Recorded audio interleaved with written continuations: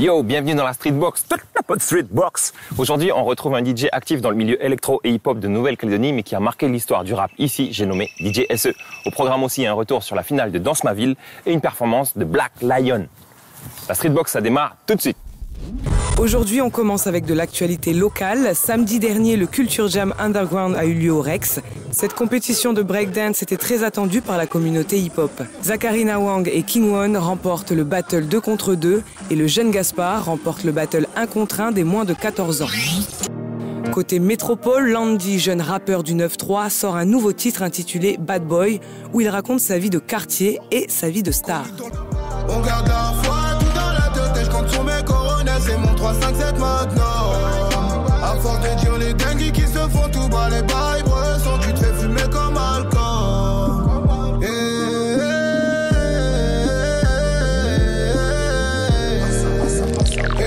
Aux États-Unis cette semaine, Kimani Marley, Steph London et Vybz Kartel sortent le clip Royalty en collaboration avec XXXTentacion pour lui rendre hommage.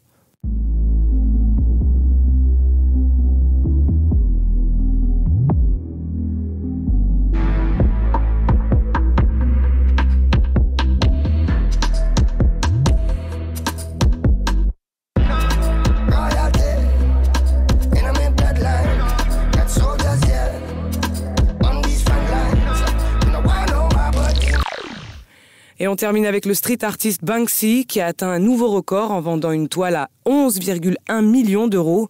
Une toile qui représente le Parlement britannique qui débat sur le Brexit.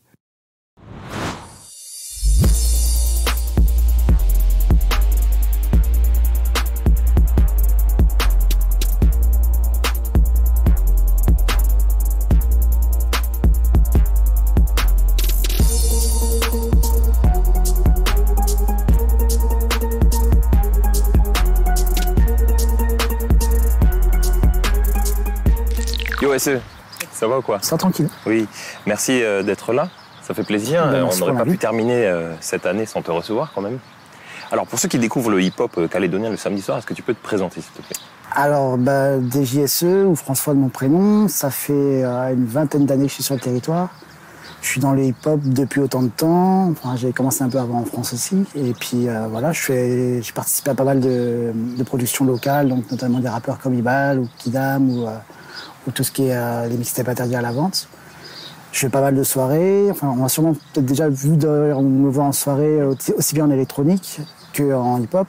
Pas mal de battles de hip-hop aussi, de danse. Ouais. Et puis voilà. Est-ce que tu es aussi connu pour être le complice, producteur, backer d'un des rappeurs les plus connus ici qui s'appelle Ibal Khan? Est-ce que tu peux nous raconter cette aventure? Oui, alors on s'est rencontrés au début des années 2000. On était au même lycée, au La Pérouse. Et on avait une botte de potes en commun, on faisait des sortes de freestyle dans la cour. Et puis, de fil en aiguille, on a commencé à faire des choses ensemble. Parce qu'on s'est dit, tiens, tu rappes, moi je rappe, on se fait des freestyles, c'est marrant. Ouais. On faisait des petits clashs, tout ça. Et puis, on a fait 3 maxi en commun, en groupe commun, un groupe qui s'appelait Vandal Position. Et puis après, moi, le temps est venu pour lui. Il avait, je pense, cette volonté d'écrire des trucs plus identitaires qui lui correspondaient mieux personnellement. Et moi, j'avais moins cette volonté de rapper aussi. Donc, de fil en aiguille, le duo de rappeurs s'est transformé en duo rappeur-producteur et on a continué comme ça. Il a fait 2 albums et puis on a fait 2 maxi aussi en commun. Et voilà. Ouais. Vous avez monté aussi une aventure hip-hop qui s'appelle le label Qu'est-ce qu'il y a Production. Avec il y avait des gens comme Kidam aussi qui sont sortis de cet endroit-là, DJ Fool qu'on a croisé dans la Streetbox. Ouais, DJ Fool là, ça fait bien avant ça aussi qu'on s'était rencontrés. Mais ouais, Qu'est-ce qu'il y a Production en fait, c'était la suite en fait de ce qu'on faisait avec Ibal. On avait ce truc en commun avant la position, donc qu'on sortait ça les maxi en autoproduction et on avait envie d'avoir un nom pour identifier toutes ces productions qu'on sortait. Donc on a trouvé Qu'est-ce qu'il y a Production avec Kassir à l'époque, qui était rappeur producteur aussi, tout comme moi. Et du coup, c'était un peu notre truc fédérateur. C'était un label sans être vraiment un label, parce qu'il n'y avait pas vraiment un truc officiel. C'était plus une sorte de tampon qu'on mettait sur les disques pour se distinguer et pour réunir le tout. Vous n'avez jamais testé la danse? La danse, j'ai eu peut-être 2 semaines au début quand j'étais gamin, mais après j'ai compris que c'était pas pour moi, c'est trop athlétique, je suis trop flemmard. Okay. Et non, toujours derrière les platines, la danse par contre. Je parle de danse parce que mercredi dernier, c'était la 9e édition de Danse ma ville, un concours organisé par la ville de Nouméa, et nous, on y était. La 9e édition de Danse ma ville s'est terminée le 2 octobre dernier. Cette compétition a pour but d'initier les collégiens à la danse. Un événement organisé par la mairie de Nouméa au kiosque de la place des Cocotiers. L'opération Danse ma ville a démarré le 15 mai, ici même au kiosque à musique, avec le lancement de l'opération. Cette année, on a 3 collèges qui participent, Mariotti, Tuban et Caméré. Et au niveau des maisons de quartier, on a la maison de quartier de Rivière-Salée et la maison de quartier de Vallée-des-Colons. Donc ce sont 5 groupes qui se sont préparés depuis le mois de mai jusqu'à aujourd'hui, donc le 2 octobre, où là, tous se rencontrent pour la finale. Les 5 groupes défilent sur scène, âgés de 11 à 15 ans. Passer devant un public aussi nombreux peut être angoissant. Au début, c'était stressant et après, on s'est un peu senti à l'aise sur la scène comme on répétait. On a eu peur. C'était bien. On a un peu paniqué, mais sinon c'était bon. Très stressant, mais ça part au fur et à mesure du temps. Ça nous fait beaucoup de bien d'aller sur scène et de représenter Tuban. Une fois tous passés, un flash mob est organisé en attendant que les jurys délibèrent. Alors on a noté selon 5 critères bien précis, ne serait-ce que l'énergie, l'interprétation, la technique, la capacité à occuper l'espace et puis l'interprétation, on va dire, scénique. Tous repartiront avec un prix cette année. Ils ont chacun une sculpture en bois, sculptée dans le cadre de chantier d'insertion jeune. Et puis on a eu l'occasion de mettre en place aussi le vote coup de cœur pour les internautes via le Facebook de la ville, où la clôture des votes a eu lieu le 30 septembre. Donc aujourd'hui même, j'annoncerai le résultat du coup de cœur des internautes. Les vainqueurs de cette 9e édition sont les collégiens de la maison de quartier de Rivière-Salée, coachés par Babou. Le collège de Caméré arrive en 2e place, suivi du collège Mariotti, qui atteint la 3e marche du podium et remporte le trophée coup de cœur des internautes. Pour la 9e année de suite, l'opération Danse ma ville a introduit la danse à ces jeunes Nouméens qui repartent ravis, comme le public, conquis. C'était super. Les jeunes étaient vraiment incroyables. Écoutez, on voyait qu'ils avaient travaillé fort. Ils ont bien dansé. C'était trop joli leur danse. C'était net. Par rapport à l'organisation de la mairie aussi, c'est une belle organisation. Oh oui, j'ai trop aimé.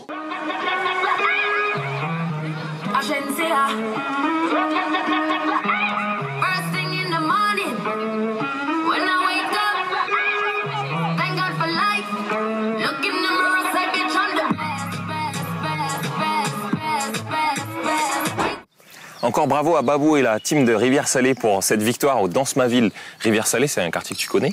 Ouais. Tu as vécu? Ouais, j'ai quartier le plus hip-hop de Nouméa, non? 12 d'années, ouais. Après, c'est un des plus grands quartiers de Nouméa, donc forcément, proportionnellement, c'est là qu'il doit y avoir le plus de hip-hop. Ouais. Tu lui as même fait une dédicace dans un texte. Ouf, les puristes connaissent. Ceux qui se rappellent que je rappais, ouais. Est-ce que tu vis de ta carrière de DJ? Qu'est-ce qu'il faut faire pour en vivre ici en Calédonie? Plein de choses. En fait, c'est le truc, c'est qu'ici, t'as tellement pas de... Enfin, c'est tellement petit. Ouais. Qu'au final, on est obligé de se diversifier. Enfin, après, tu peux être DJ en étant en boîte et faire que ça, mais je l'ai fait. Mais au bout d'un moment, tu tournes en rond et tu fais pas ce que tu veux faire. D'ailleurs, c'est pas que du hip-hop que tu diffuses. C'est ça, ouais. Moi, j'avais la chance d'être dans une boîte où il y avait beaucoup de hip-hop, de dancehall et tout ça, donc ça me plaisait pour ça. Mais au bout d'un moment, il y a toujours ce côté routinier qui s'installe et j'ai eu envie de changer par rapport à ça. Mais après, avec la production, il faut jongler entre plusieurs casquettes. Donc DJ, producteur, ouais. Je fais des musiques de pub, des trucs pour la télé, des trucs pour les séries, avec Internet, tout ça. On travaille avec l'étranger aussi, qui a ouvert pas mal de portes. Mais ouais, ça, c'est se diversifier, avoir plein de casquettes. Obligé. Oui. Et alors aujourd'hui, tu préfères travailler en studio ou en live?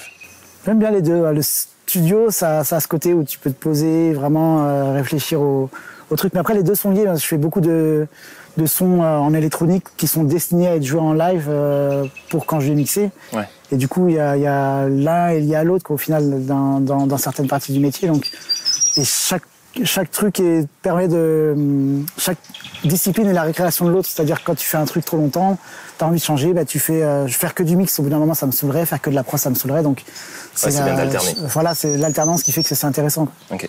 Dernière question, quelle différence tu trouves entre l'ancienne génération de rappeurs, Ibalkan, Kidam, etc., que tu as connu il y a 15 ans, et cette nouvelle génération qui monte? La différence, il y a plus des points communs, moi, je trouve, qui sont intéressants, c'est que ils sont toujours ancrés dans leur époque, c'est-à-dire la nouvelle génération est vraiment dans le son de maintenant, à l'américaine, vocodé, tout ça, qui est très bien. Après, d'autres n'aiment pas, mais de la même manière qu'avec Iqbal et Kidam, ils étaient encore dans leur époque à l'ancienne et au moment où c'était actuel. Et c'était actuel, et voilà. Et chacun vit avec son temps, et ils ont tous cette volonté de développer quelque chose. Le truc avec Iqbal à l'époque, c'est qu'il n'y avait pas de référence locale. Maintenant, il y en a.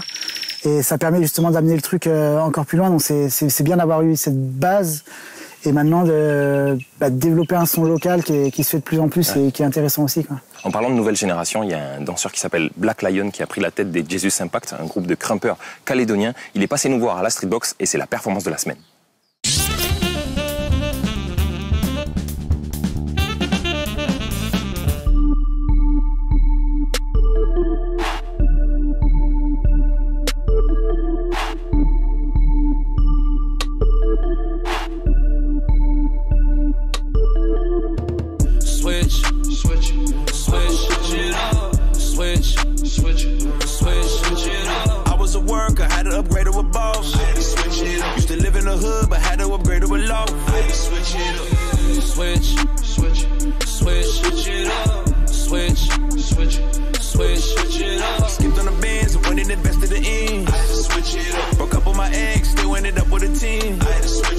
Switch it up, I had to mix it up.